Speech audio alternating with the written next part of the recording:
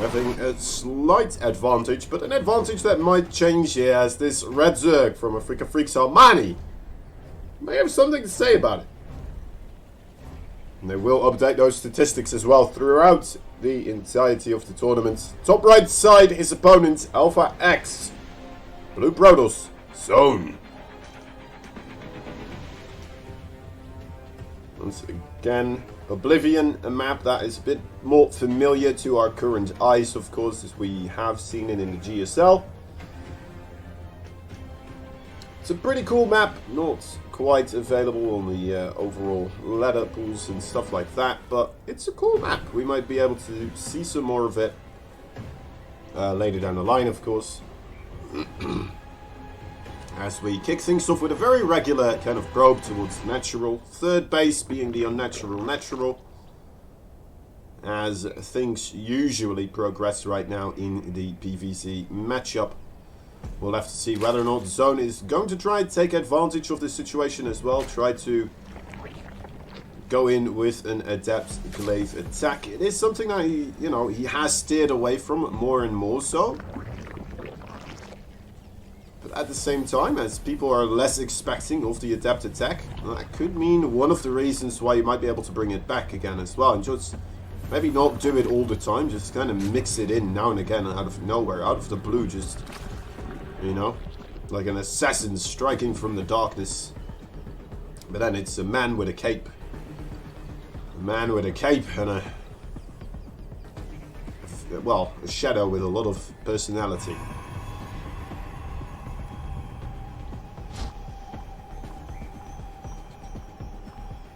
Little Overlord.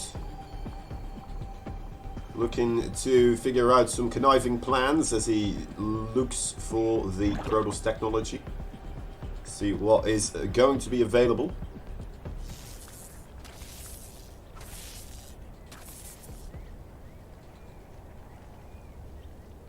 Which eventualities will have to be looked out for. What is the thing with the maps in this tournament? Let me see if there's like a map pool available on the Wikipedia page. Overview. They have 2000 Amethyst, Blackburn, Giganotha, the Winter Edition, Lightshade, Oxide, Romanticide, Oblivion, Overgrowth, and Frost. So it looks like it's most of the regular ladder maps. It's 6 of them. Let me think which one we're missing out on. Ooh, a little adept rusher there. Romanticide is there, Lightshade, Giganotha. Oh, I see. Yeah, the very Terran favorite map. Beckett Industries is taken out. And Beckett Industries is replaced with the 3 maps, Oblivion, Overgrowth, and Frost. Pretty cool. Frost, one of those gigantic maps that we have not seen many of recently in the current map pool. Probably the biggest maps we have right now, of course, Romanticide and 2000 Atmospheres. They don't quite feel the same grandiose skill as the other one. 2 older maps and 1 GSL map. Yep.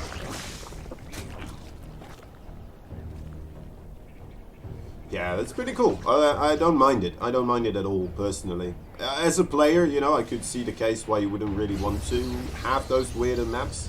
But I think they've made a good effort with picking the correct ones in a way, right? Because it's not entirely new maps. It's not maps that they're entirely unfamiliar with. It's stuff that they've tried out before. By the way, also, we're getting an adept glaive attack here. As Zoun is coming in. It looks like there's a lot of roaches already in production here together with the Zerglings. A couple of extra gateways being added in right now. Let's see if he's going to try to commit with this. It does appear to be the case with the amount of gateways that he's added. We'll try to make a big old death threat. We've seen him before try to do some other stuff with the adept glaive attack. He's kind of threatening his opponents and then forcing out a bunch of units. Then making the adjustment into some other units in position, but so far he's trading out alright. He's getting a lot of Zerglings killed off. He's facing off against the Ravagers, now into the main base, far removed from a lot of the defensive units. Bit of creep missing, so those creeps gonna... no, actually, that's alright. That's alright. They managed to scuttle their way along. A couple of drones here could be targeted down as well if we do get that opportunity. 4 drones so far, only having been picked off, but I doubt there's any mining going on right now. 7 so far. Still some more adepts at the 3rd base. Could potentially get some more kills, focusing down the Spore Crawler right here. Definitely more damage wants to be achieved by Zoun, I would say. That being said, the work account for Armani already was at about, was it 30? Was that actually 30? That's quite low. Started then with the adepts coming in already on a bit of a lower drone count than where you would like to be, even though it felt like he didn't really have the units. So this is a big surround with Zerglings, but those adepts, they are quite numerous. Going for the shade. Oh, the Biles missed the wall prison entirely, as well as the adepts. 9 workers now go down to 3rd base, in a lot of trouble as well. Zoun is making a lot of headway now with his attack. Coming in, the War Prison is still available as well. I do know it may have been taken down. It's hard to see, but you know what? It doesn't matter. Zoun takes game number 1 here. And we'll be able to get a first victory in his name as well. Alpha Axe opening up strong. Will this momentum now keep going? Or are we going to see Armani make a comeback in game number 2? Yeah. It is just a very well-known map to, you know, faith, and I'm not sure if it's more of a mindset thing or if it actually is a thing. Sometimes it's hard for me to say, right? Because I know how that kind of works. That works for me the same that way, right? Especially in some matchups where I just get stuck in a certain mindset, thinking like, all right, well, it's this race I'm up against, so. I'll probably lose if they do this because I'm really bad against this, and it just because I get stuck in that mindset, right? It's bad because you stop thinking about the ways you could improve your situation in that set of circumstances, because you just already kind of change yourself to the idea that it's just not a good thing for you. So you stop looking for the reasons why it might be good for you, right? Why am I hearing 2 StarCraft sounds? Alright, it is just from this stream. Alright, it's just weird. They're playing 2 StarCraft sound tracks in between each other. Okay, I think they fixed it. Well, I'm glad they also have some production issues now and again.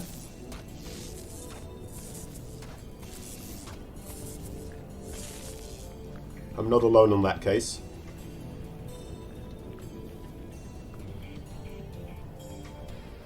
Yeah, I was wondering whether or not it was me, because at first I thought it can't be me, but then it just kept going, so I thought, is it me? Oh no, it is still going. They haven't fixed it.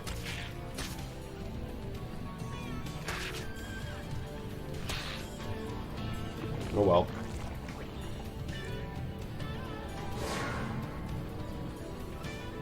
Guess that shows the ambience, yeah, kind of rhythm you have in the StarCraft 2 songs. They can just play through each other and people just won't notice that much. We have Stargate play this time from Zoun, by the way, so gotta love this, man. This is the kind of the evolution I was hoping we would get to see from Zoun, where, you know, he became a lot more impressive with these other builds as well. And now he just has that Adept Glaive build in his arsenal. He can always just pull the trigger, throw it out there, just have that threat.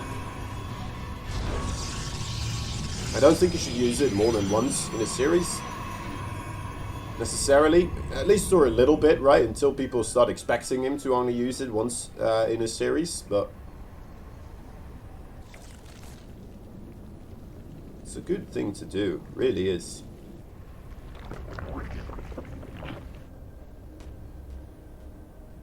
Right, Void Ray first. Oracle going to be following up.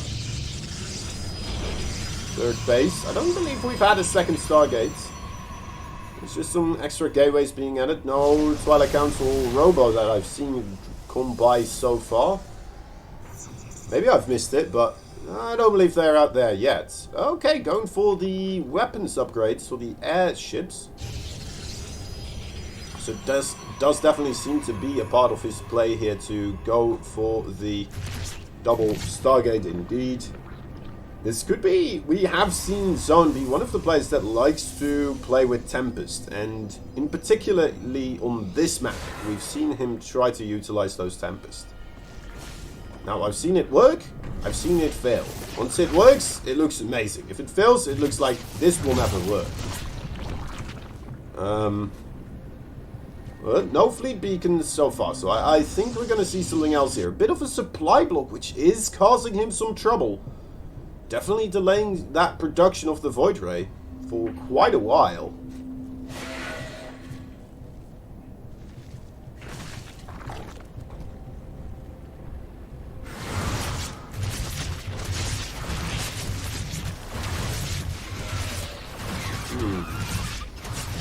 Twilight Council now is the follow-up.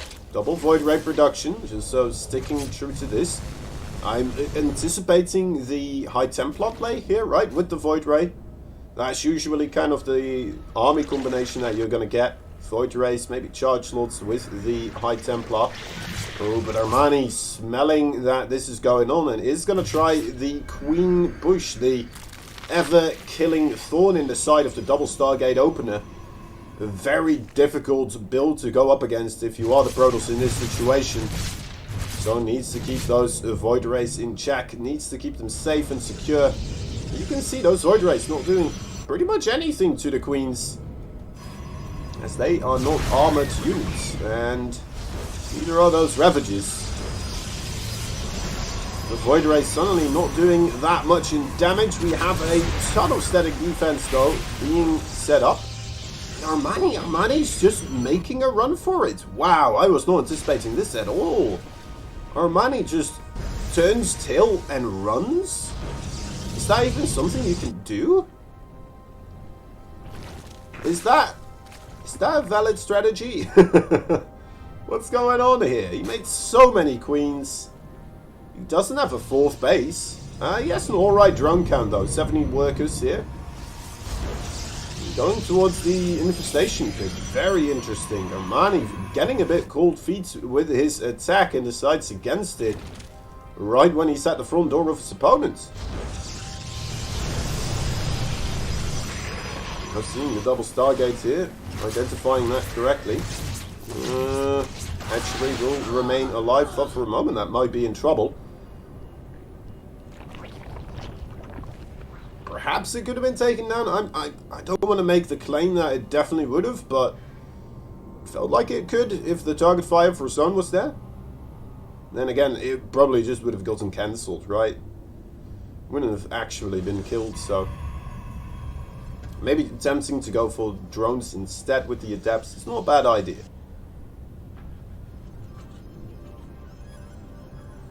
Fortunately, he didn't get either of them in that situation, but that happens. That happens. So many queens. Yeah, this is kind of what you're stuck on now as Armani, right? He was still making more queens because he was anticipating all his queens to kind of die, which, you know, at least up until the moment when he started producing more queens, he anticipated he would go all in with that attack. Because otherwise, there's not a real good reason to make even more queens and just delay your own technology that much.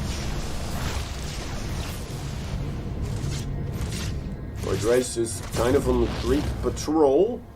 We'll be guarding those areas over here. I guess with all these queens, you kind of are safe against the Void Ray run-bys that are always a threat. Right, suddenly the squadron of Void Rays showing up in your main base and take out your lair, your hive, set you back into the Stone Age technology.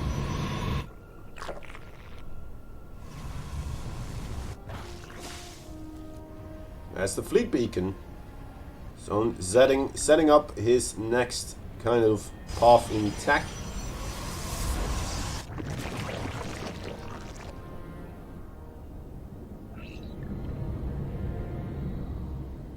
Hoping to most likely get the carriers out here, I would imagine. I like the addition of Ultralisk here for Armani. With all the queens that he has, it makes sense, right? To go for a unit that you can utilize the transfuse endlessly on. So in that sense, it's going to be pretty strong, but at the same time, he's up against Void Rays mostly. I guess the Zealots and the Archons might be able to get melted away. Army of Zoun. Would love to see some Infestors being mixed, or sorry, no Infestors, High Templars being mixed in order to deal with the Infestors and the Queens, of course, as well as the Vipers, which I would imagine are not too far away. Ooh, watch out for those Zealots. Little tango there by the Protoss forces. Not quite ready to go head-to-head with the Zerg forces there, it seems. Especially not on creep, especially not away from the shield batteries and cannons. Does require a bit more of those hefty DPS units such as the carriers. Although, to be fair, Armani already set up with quite the amount of Infestors. And Neural Parasite being completed as well.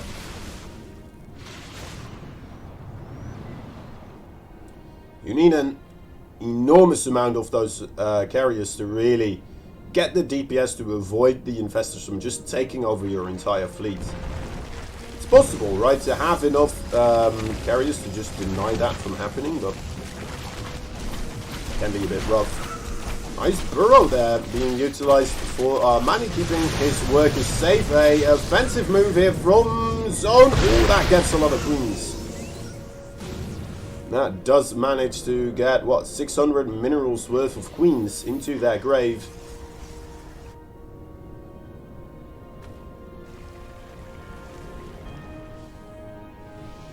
As the things kind of slow down a little bit. It's like both players more so aiming towards harassment, damage, rather than just straight up taking the fight mano a mano, army versus army, and risking it all on one maneuver. Hoping to spread it out a little bit here and take it in the long run. Big bailing aggression here. The army for Zoun going entirely where it could be to help defend this. Ooh, those probes getting a little bit close for comfort. Ah, that is still a lot of probes. Zoun probably should still be fine with the amount that he has. He's got a good amount of Nexus, but that's, you know, still a lot of money. Still a lot of money.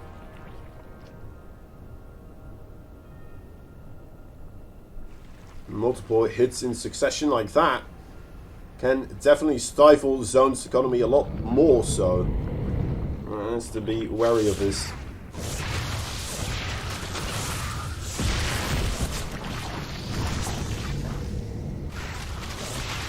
Great amount of static defenses for Armani. Roaches, unfortunately, targeting the wrong structure there for a very long time. Yeah, but burrow upgrade once again, proving its worth. Is that the income advantage? That is a lot of income advantage for Armani. That could be the real kicker here for Zoun, as we do see a big bank being established for our Zerg player. Good amount of Ultralisk available, getting all the upgrades right now as well, as he is even setting up for a air switch. Ooh, big hit on the north base there as well for Zoun. Apparently, I would assume Zerglings, Banelings probably took it out. Ultralisk right there being met with the power of the Immortal. Another base for Zoun, as not going to be mining anytime soon. He should have an observer here. Alright, he does, so those Ultralisk not finding any safety by being in the ground. Probably not something you want to do with your entire army either, really, just burrowing them in the ground. Oh no, the Zealot on hold position! Oh! tragedy strikes, but Zergling's not going to make a run for it into the main base. Will maneuver back to those Baneling eggs that have just completed. Quite a scary setup here. Those Banelings getting rather close. Those Zealots, they definitely find a bit of trouble. As the defensive infrastructure also takes quite a bit of punishment, but Zoun holds onto his base, holds onto his miners. Maybe just gets a bit of extra supply to start making more things such as motherships and who knows, maybe more carriers and all that good. Oh my god, that was massive! That was so many infestants getting blown apart by a single disruptor, and now Zoun immediately making his move, jumping on top of the remaining of this army. Will be taking out the Spore Crawlers. This is going to cost Armani a base for sure. Will it cost him more than that?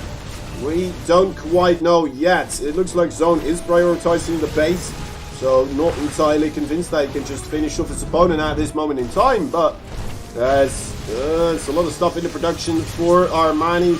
Those infestors that remain probably not going to have a lot of energy left. More queens going down. That is more queens going down. That is an absurd amount of queens going down. Army supply for Armani definitely in trouble. Corruptors joining in with this fight. The Void Wraiths are using the prismatic alignments. The carriers are getting destroyed here. It looks like the army for Zoun is going to meet its maker. Except for those 4 carriers that get recalled towards the newly established northern bases, where he is going to successfully defend for the time being. Those Corruptors may have something to say about it. No, okay, does get forwarded as well.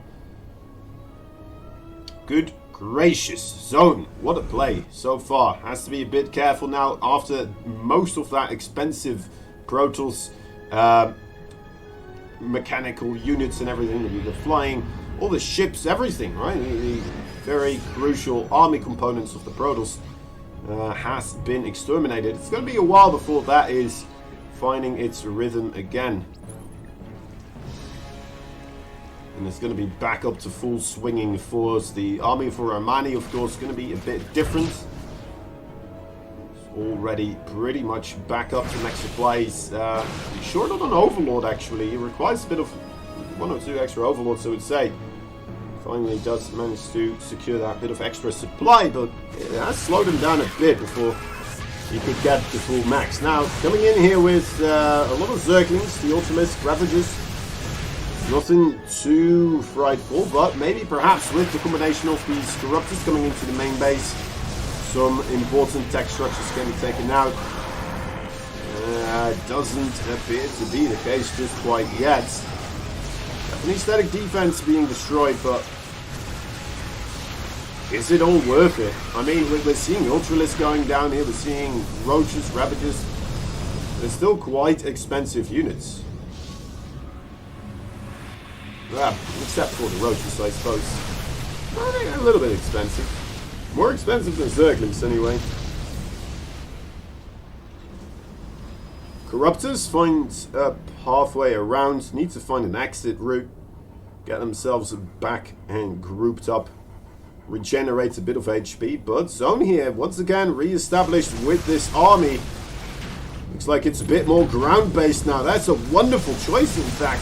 Facing off against the absurd amount of Corruptors, deciding not to entirely re-establish his army forces with air units, having more so Archons, High Templar, Immortals mixed in right here. That is a great call from him. Just needs to keep those Archons in the area to ensure this low amount of carriers and Void Wraiths. Going to be able to still do a good amount of DPS as well. Safeguard them from those Corruptors. The Corruptors, look at the amount of damage they're taking right now from these storms. They're all in the red. The Archon's still going strong. Army supply, we're keeping an eye on that. Definitely going down quicker for Armani here, who once again is going to lose a base, and once again is going to lose a map. That sets up the score quite nicely for Alpha X with 3 points in the bank. 2-0 victory. That is absolutely wonderful. Now, it's in the hands of Ragnarok, of course, the final competitor of Alpha X.